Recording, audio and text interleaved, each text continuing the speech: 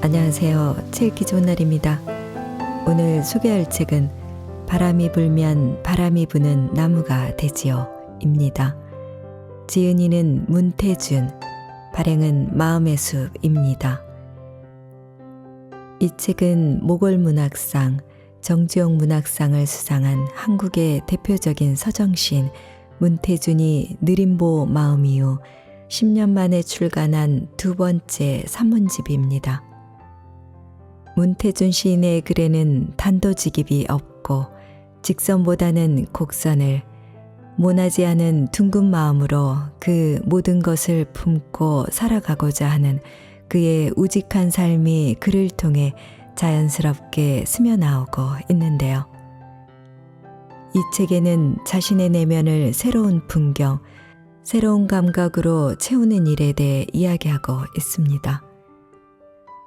어제의 통증과 신혈을 오늘의 새로운 탄생으로 받아들이는 일, 일상의 자질구레함 속에서 작지만 단단한 깨달음을 발견하는 일, 자신의 마음자리를 돌아보는 일, 자연과 생명 혹은 존재와 존재 간의 관계의 의미를 성찰하는 일 등 시인 특유의 지극한 시선, 삶의 정수에 닿아 있는 순도 높은 문장들이 5갈래의 주제 안에 101개의 단상들로 엮어져 있습니다.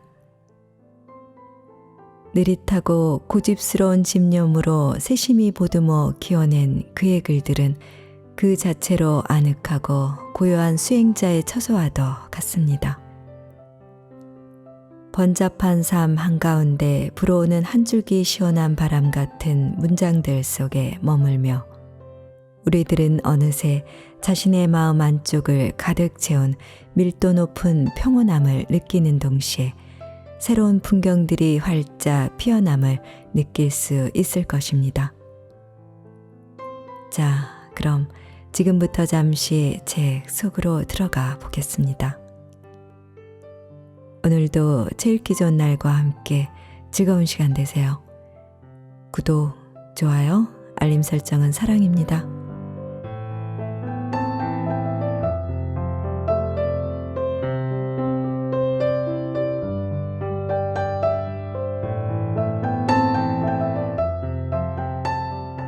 바람이 불면 바람이 부는 나무가 되지요. 한 방송사의 프로그램을 재미있게 보았다. 자발적 고립 다큐멘터리라는 부제가 붙은 이 프로그램은 출연자가 자연 속 작은 집에 살면서 홀로 밥을 지어 먹고 홀로 잠을 자면서 단순하고 느리게 생활하는 일과를 기록한 것이다. 이 프로그램의 촬영지는 제주도의 한 오프그리드 하우스로 알려져 있다. 오프그리드 하우스에 대한 시청자들의 관심도 높아지고 있는 것 같다. 오프그리드 하우스는 전기와 수도, 가스 공급 등이 외부로부터 차단이 되어서 스스로 자급자족해야 하는 시스템이라고 한다. 전기는 태양광으로 해결하고 수도는 정해진 물의 양만큼만 쓸 수 있다고 한다. 이 프로그램에 참여한 출연자는 주어진 미션을 수행해야 하는데 미션의 종류는 다양했다. 3가지 새소리 녹음하기, 계곡의 물소리 담아오기, 갖고 있는 물건의 수량을 절반으로 줄이기, 하루에 하나의 반찬으로 밥 먹기, 한 번에 한 가지 일만 하기 등이었다. 흥미로운 미션들이었다. 이 미션들은 우리가 일상 속에서 함께 시도해 볼 만한 일이기도 하다. 가령 계곡에 내려가서 물소리를 듣고 녹음하는 동안 돌돌돌 흐르는 물소리와 부드럽게 굴러가는 물의 바퀴와 물의 유연함이 우리의 마음속에 들어차게 될 것이다. 새소리를 들을 때도 마찬가지다. 까마귀와 방울새, 직바구리, 꿩이 우는 것을 듣는 동안 우리는 새가 앉은 나뭇가지, 새의 부리, 깃털, 몸집의 크기, 울음의 높이 등 한 마리의 새의 모든 것을 보고 듣게 된다. 그러면서 새가 우리의 마음속에서 안고 날개짓하고 우는 것을 고스란히 경험하게 된다. 내 내면에 다른 존재의 공간이 생겨나는 것을 수용하게 된다. 그 공간이 매우 새롭다는 것도 곧 알게 된다. 한 번에 한 가지 일만 하라는 것은 무슨 뜻일까? 하고 있는 그 일에만 온전하게 정성을 다하라는 것일 테다. 밥 먹을 때는 밥맛만을 알라는 것일 테다. 걸을 때에는 걷기만 하라는 것일 테다. 단둘이 있을 때에는 마주 앉은 그의 마음을 읽으려고 애쓰라는 것일 테다. 보고 듣고 생각하고 있는 그것에 마음을 쏟으라는 뜻일 테다. 그러나 집중하고 골몰하는 일은 참 어렵다. 마음은 구름처럼 잘 흩어지고 빠르게 이동하기 때문이다. 그래서 선불교에서는 어미닭이 알을 품듯이 고양이가 쥐를 잡듯이 지금의 순간에 집중하라고 가르친다. 어미닭이 알을 품때 알의 온기가 늘 이어지도록 품는 것처럼 하고 고양이가 쥐를 잡을 적에 생각과 눈동자가 움직이지 않는 것처럼 하라는 것이다. 우리는 매일을 바쁘게 살고 있고 내 몸 하나 챙기기에도 벅차다. 날카로운 의견을 주고받고 또 모욕감마저 느끼게 된다면 지치고 나른해져서 일어나기 어려운 형편에 놓이게 된다. 이러할 때에는 나의 전원을 잠시 꺼두어야 한다. 나를 느슨하고 단조로운 여건 속에 있게 해야 한다.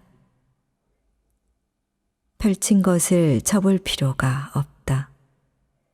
접으면 잠잠해지고 잠잠해지면 마음에 풋풋하고 넉넉한 공간이 생겨난다. 이 경험은 매우 유익하다. 시인 김용택 선생님의 인터뷰 내용을 읽은 적이 있는데 선생님은 눈 오는 날 마루에 걸터앉아 이렇게 말씀하셨다. 나무는 눈이 오면 그냥 받아들여요. 눈이 쌓인 나무가 되는 거죠. 바람이 불면 바람이 부는 나무가 되지요. 새가 앉으면 새가 앉는 나무가 되는 거죠. 새를 받아들여서 새로운 세계를 만들어내는 거죠. 이승훈 시인은 시 바람을 통해 바람이 풀밭에 가면 풀들의 몸놀림을 하고 나뭇가지에서는 나뭇가지들의 소리를 낸다고 노래하기도 했다. 바람은 풀밭에 가면 풀의 몸이 되고 나무에게 불어가면 나뭇가지가 되어 흔들린다는 것이다. 바람이 이처럼 풀이 되고 나뭇가지가 되는 것은 나라는 완고한 생각을 버렸기에 가능할 것이다. 나라는 생각을 버리고 다른 것에 맞췄기 때문에 가능할 것이다.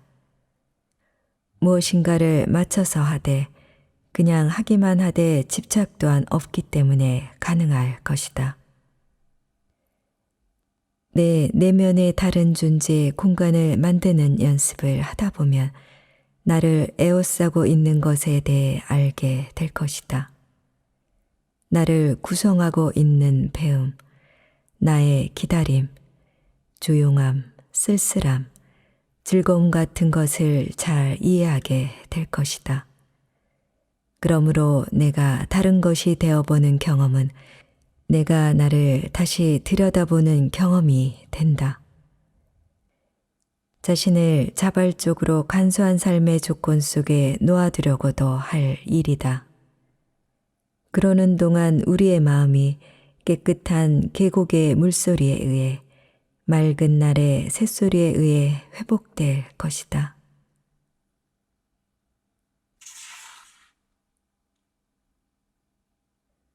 유자와 한알의 시. 시를 쓰려고 할 때마다 나는 이상한 곳에, 알 수 없는 곳에 있게 되는 기분이다. 언어를 처음 배우는 곳에 앉아 있는 것 같고, 또 어느 때에는 세상의 언어를 다 잃어버려 치료를 받는 곳에 앉아 있는 것 같다. 엉클어진 덤불 앞에 앉아 있는 것 같고, 또 어느 때에는 무너진 것들의 무더기 앞에 앉아 있는 것 같다. 물론 깨끗한 시내가 앞으로 흘러가는 것을 바라보고 있는 때도 있고, 시원한 속도로 어딘가를 향해 옆으로 혹은 상방으로 마구 내달리고 있는 때도 있고, 또 누군가를 기다리는 곳에 설레며 서 있는 때도 있다. 그리고 유자나무 곁에 서 있는 것만 같을 때도 있다. 시는 열매 맺는 자리가 각각 다른 듯하다. 얼마 전 유자를 따는 부부를 보았는데 서로 다른 높이에 서로 다른 빛깔과 굵기로 매달린 유자처럼 한편 한편에 시는 있는 것 같다. 그래서 유자마다 단맛의 정도가 다르고 껍질의 두께가 다르다. 다만 유자와도 같은 시가 있어 그 시들이 바구니에 담겨지더라도 개 중에 한두 개의 시는 나무의 가지 제일 끝에 매달려 걷어들여지지 않고 남겨져도 좋겠다. 그러면 그 남겨진 시는 햇살과 바람의 일부가 되거나 새의 일부가 되거나 별과 허공의 일부가 되거나 벌레의 일부가 되거나 툭 떨어지거나 그곳에 시가 매달려 있었다는 기억이 사라질 때 함께 사라질 것이다.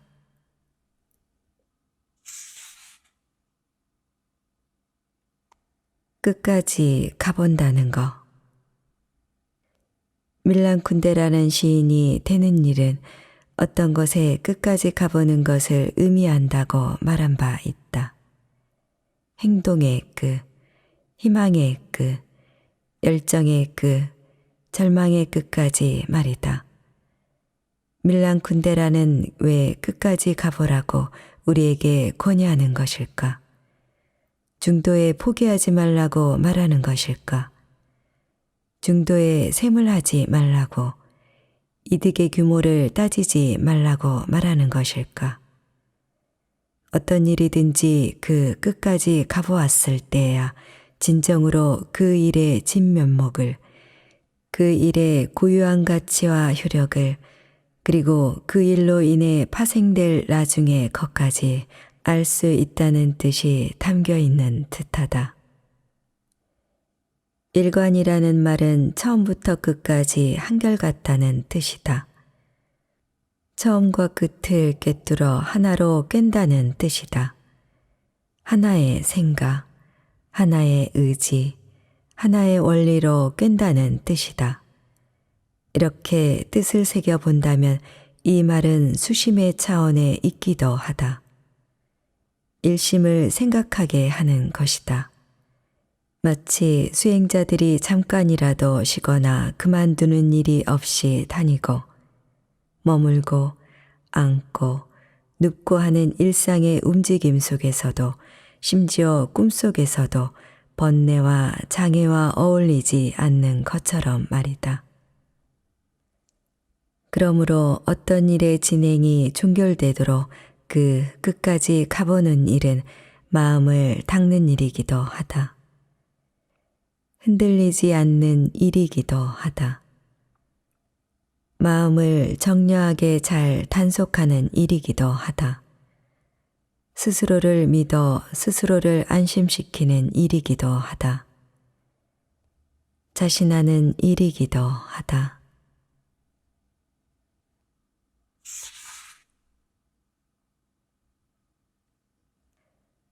달은 홀로 가면서 끝까지 깨끗하네. 사람들 흩어진 후에 초승달 뜨고 하늘은 물처럼 맑다. 영화 경주에서 만난 한시다. 누가 지었는지는 알 수 없다. 이 시는 영화 속 여주인공의 집 거실에 걸려있는 그림의 문구이다. 이 한시가 내내 마음속을 떠나지 않았다.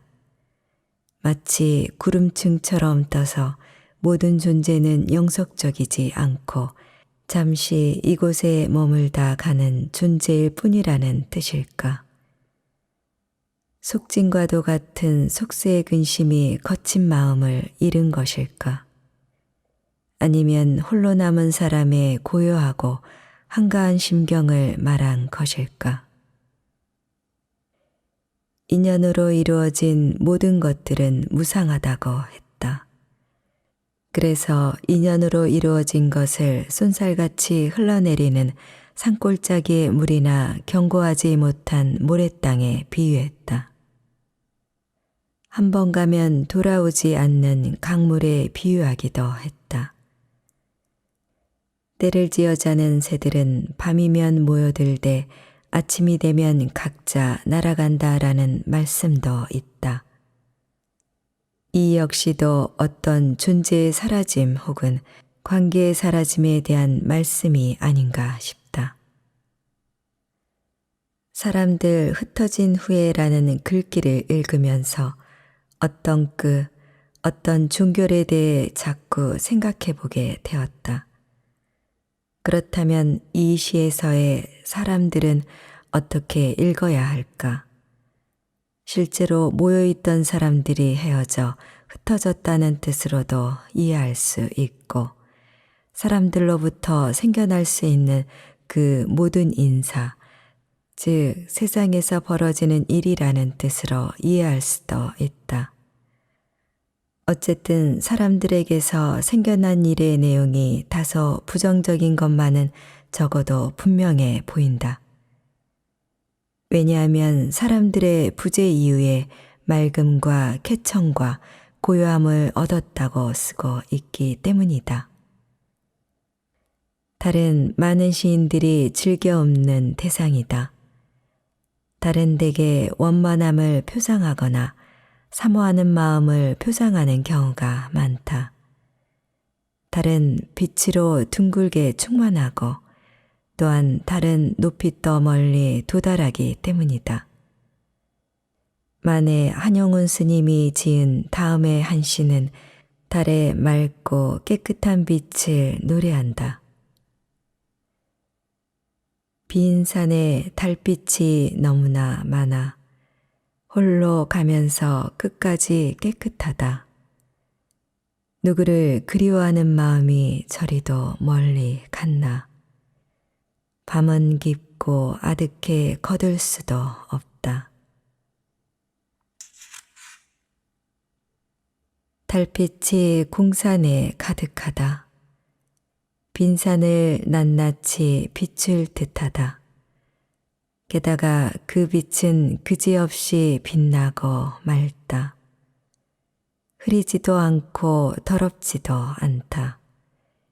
이 한시의 앞권은 사람의 마음에서 일어나는 여럿의 감정, 즉 정서가 멀리 이동한다는 발상에 있다. 달이 흘러가듯이 연모하는 마음이 움직여 간다고 쓴 그 동적인 감각에 있다. 세간에 살면서 이득을 버리고 살기 어렵다. 세간에 살면서 더럽혀지지 않기 어렵다. 그러나 사람들 흩어진 후에 초승달 뜨고 하늘은 물처럼 맑다라는 글귀를 접하고 나서 달과 달빛에 대해 이런저런 생각을 해보게 된다. 스스로 삼가며 숨어서 사는 정신, 그 정신의 높은 맑음과 한가함을 다시 생각해 보게 된다.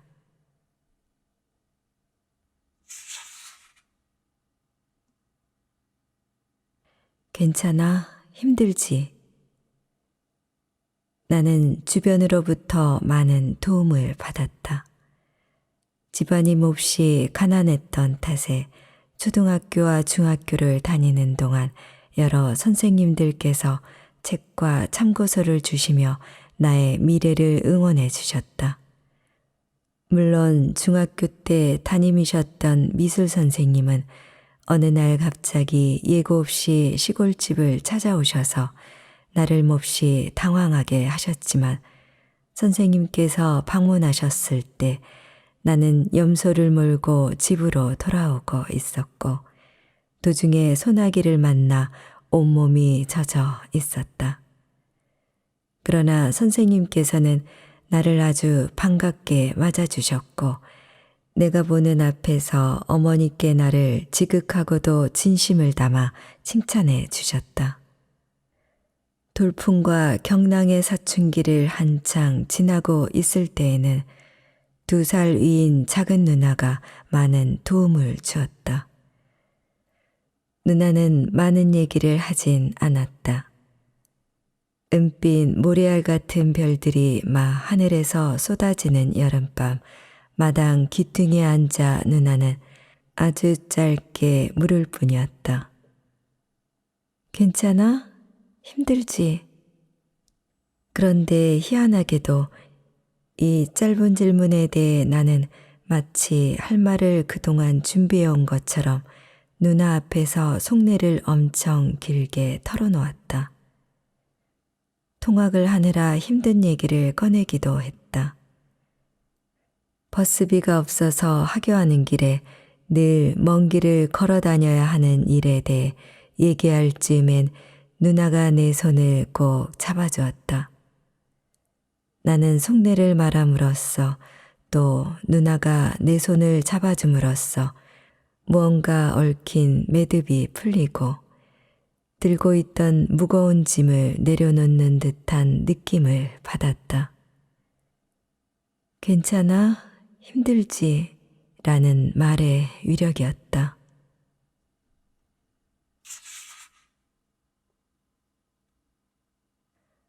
모든 사물에게 형제이고 자매여라.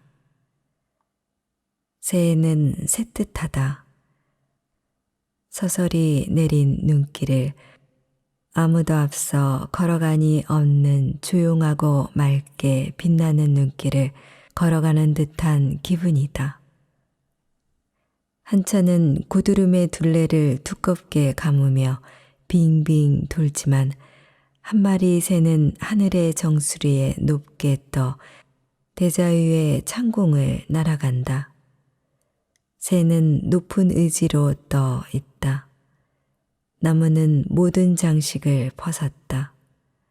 벗고 섰다. 남을 것만 남았다. 굳고 깨끗하다.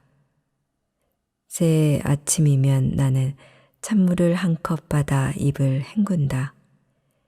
이것은 나의 어머니로부터 배운 신성한 새의 의식이다. 어머니는 숭배하고 맞이할 것이 있을 때마다 조심스럽게 그리고 침착하게 찬물로 입을 헹구셨다. 내가 얻어가진 것을 나눌 줄 알며 살겠다는 푸진 생각도 가져보는 아침이다. 메마른 겨울을 봄이 푸르게 하듯이 세상을 푸릇푸릇하게 만드는데 미력이 남아 보태며 살겠다는 생각도 가져보는 새의 아침이다. 배포도 두둑하게 가져본다. 이 우주의 물건 가운데 제일 큰 것이 하늘과 땅, 해와 달이지만 두 번은 일찍이 해와 달이 새장 속의 새에 불과하고 하늘과 땅은 물 위에 뜬 부평초에 불과하다고 말하지 않았던가. 마음을 졸렬하게 쓰지 않겠다고 다짐한다. 구애됨이 없이 살겠다는 의지도 세워본다. 마음은 불이기 나름 아니던가. 마음은 본래 큰 것으로 말하자면 세상을 품고 작은 것으로 말하자면 바늘도 용납하지 못하는 것이니 마음의 장광을 대해처럼 설원처럼 가져볼 요량이다. 설령 피로와 고통이 거센 파도처럼 눈보라처럼 내게 밀려오더라도 새해는 양지도 얻었으면 한다. 양지는 의와 불의를 헤아리는 것이니 명나라 때 유학자 왕양명은 제자에게 다음의 시를 지어 양지를 얻을 것을 간곡하게 당부했다. 양지는 바로 홀로 알때이니 이 양지밖에 다른 양지가 없다. 누군들 양지를 갖고 있지 않으리오만 양지를 아는 자는 도리어 누구인가? 양지를 얻는 것은 혼자만이 가능하다는 뜻이니 새해는 나의 내면에서 이 양지를 발견하려 한다.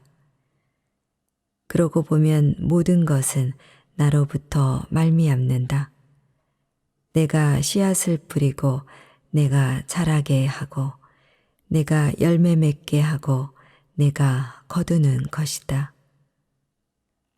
언젠가 타너 스님이 쓴 한문 구절을 노트에 옮겨 적은 적이 있고 그것을 눈이 자주 가는 곳에 붙여 놓았으니 그 문장은 이러하다.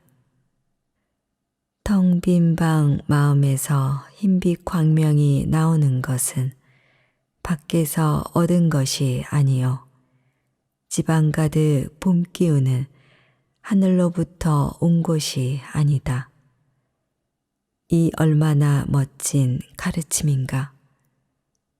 융통성도 좀 가졌으면 좋겠다. 그동안은 얼마나 가차없이 살았던가. 그때그때의 사정과 형편을 보아가며 살아도 좋을 일.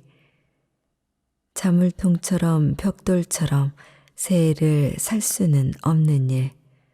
스스로를 폐광처럼 황폐하게 만들지 않고 살아갈 일을 생각한다. 가벼움과 환함과 트임의 세계에 살 일을 생각한다. 풋사과처럼 감귤처럼 여울처럼 두레박에 담긴 우물물처럼 물 한 개처럼 물렁물렁한 구름층처럼 하얀 백지처럼 잘 발효된 빵처럼 차오르는 달처럼 붉은 뺨에 생겨난 미소처럼 살 일을 생각한다. 대접받을 마음은 버릴 생각이다. 언젠가 누군가 나에게 말했다. 이 세상에 당신이 불쌍해야 할 사람은 없어요. 라고. 그는 이 말을 그의 아버지로부터 거듭해서 들었다고 했다. 불쌍해야 할 사람이 없다는 말은 무슨 뜻인가? 모든 존재는 동등하다는 뜻일 것이다. 동등하게 고귀하다는 뜻일 것이다. 그러므로 박정하게 대할 어떤 까닭도 없다. 얕잡아 보아서도 안 되는 것이다. 애초부터 가련하게 탄생한 존재는 없는 것이다. 헤르만 헤세가 시 금원에서 그렇게 너는 모든 사물에게 형제이고 자매여야만 한다. 그것들이 내게 아주 스며들도록 내가 내 것 내 것을 구별할 수 없도록 이라고 쓴 뜻도 이와 같을 것이다. 새해에는 굽은 길을 많이 걸어볼 계획이다. 곱게 난 길이 아니라 휘어진 길을 선택해서 오래 걷는 시간을 자주 가질 계획이다. 산길이나 들길이나 해변을 따라 난 곡선의 길을 걸을 생각이다. 꼿꼿한 것을 버리고 구부러짐을 얻으려 함은 무엇 때문일까? 순함과 온화함과 부드러움을 얻기 위함이다.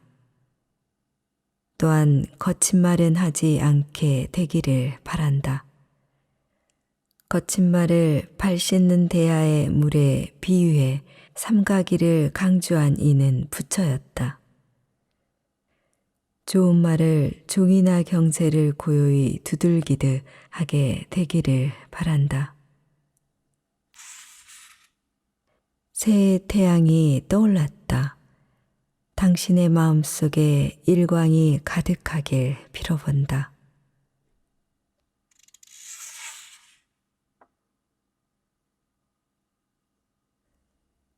과일처럼 내 인생을 감미롭게.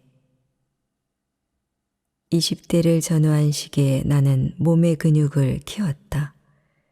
그것은 자기 보호의 본능 같은 것이었다. 나는 세계로부터 어떤 위협이 거대한 파도처럼 내게 밀려온다고 느꼈다. 세계로부터의 어떤 위협이란 세계가 나의 육체를 억누르는 것을 뜻했다. 그러나 이런 노력들이 무의미하다는 것을 깨닫는 데에는 그리 오래 걸리지 않았다. 내게 보다 중요한 것은 미국의 시인이며 소설가인 실비아 플라스가 노래한 것처럼 나는 과일처럼 내 인생을 감미롭게 유지해야 한다는 사실이었다. 우리가 어떤 방법을 통해 키워야 할 근육은 마음의 근육이다. 마음이라는 기관에 습관이라는 근육을 만드는 것이 훨씬 유의미하다. 나는 마음의 근육을 키우기로 했다. 내게 새로이 생긴 습관으로는 첫째, 행복한 시간을 늘리는 것이다. 뉴질랜드 오타고 대학교 연구팀의 연구 결과에 따르면 인간이 더 행복해지기 위한 4가지 열쇠는 과일, 자연, 햇볕, 잠이라는데 내가 행복의 순간을 늘리기 위해 길들인 습관은 걷기였다. 하루에 최소 10,000보 이상을 걷고 되도록 오르막과 내리막이 있고 좌우로 휘어지는 길을 걸었다. 두 번째는 초조함을 없애는 것이다. 해야 할 일이라면 일찍 시작했다. 이렇게 하다 보니 약속 장소에서 다른 사람을 미리 기다리고 있는 내가 목격되기 시작했다. 세 번째는 마음의 탄력과 생기를 유지하는 것이다. 책을 손에 쥐어주고 음악과 영화가 나의 삶에 시간에 참여하게 하고 종교적 수행을 하는 것 등이 이것에 포함되었다. 몸의 근육을 바꾸는 것보다 마음의 근육을 바꾸는 것이 더 근사하다.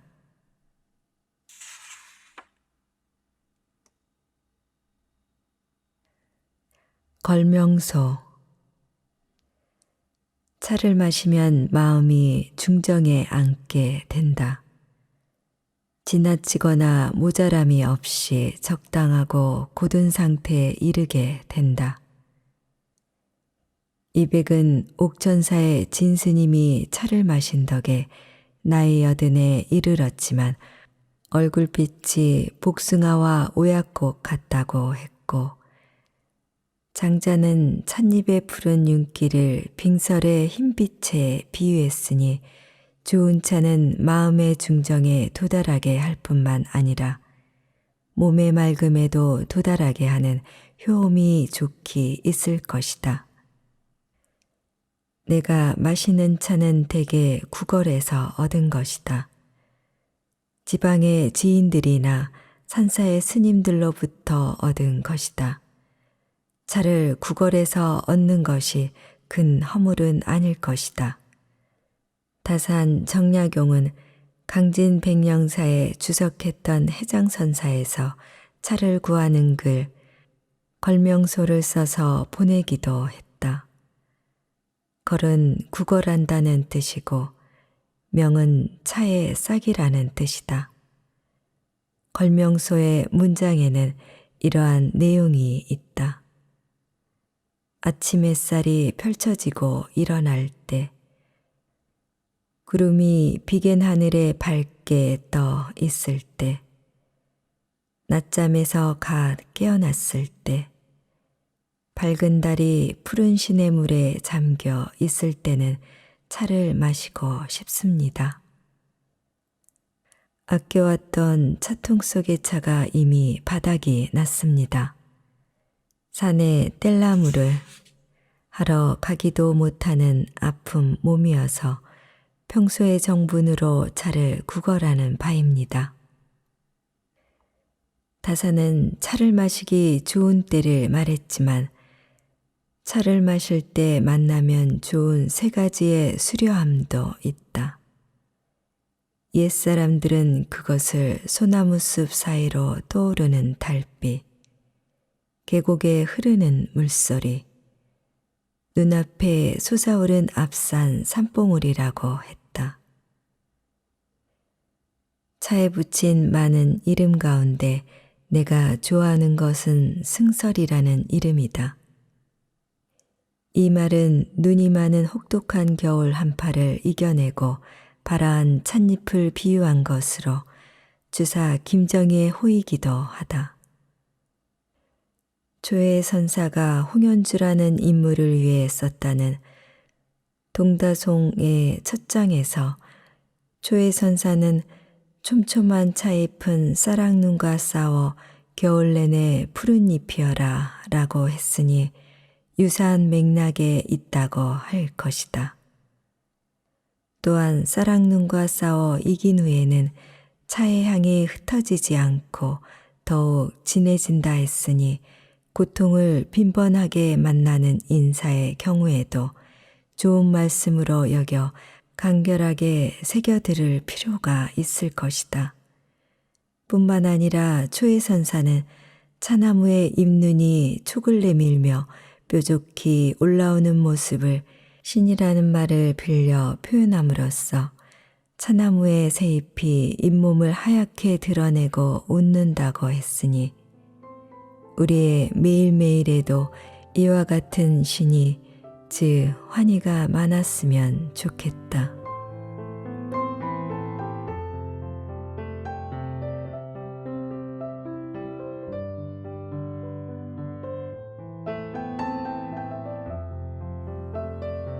제 읽기 좋은 날 오늘은 바람이 불면 바람이 부는 나무가 되지요를 보내드렸습니다.